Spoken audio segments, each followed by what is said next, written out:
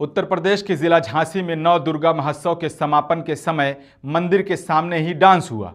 हिंदू आस्था को तार तार करने का वीडियो सोशल मीडिया पर वायरल हो रहा है, जिसमें बार बालाओं के साथ मंदिर पर आस्था का ढोंग फैलाने वाले भक्तों ने नवरात्रि के समापन के बाद ही मंदिर के सामने ही भक्तों ने बार बालाओं के साथ डांस कर जमकर नोट उड़ाए।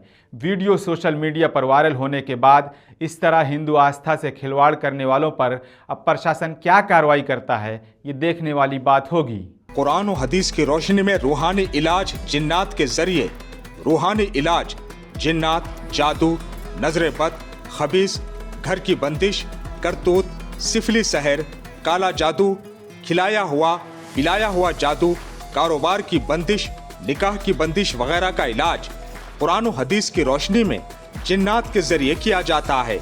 हमारे घर पर हर इतवार मुफ्त तशखीस व इलाज भी किया जाता है।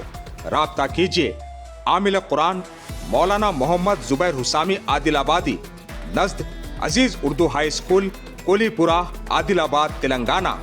Mobile number 9912224826।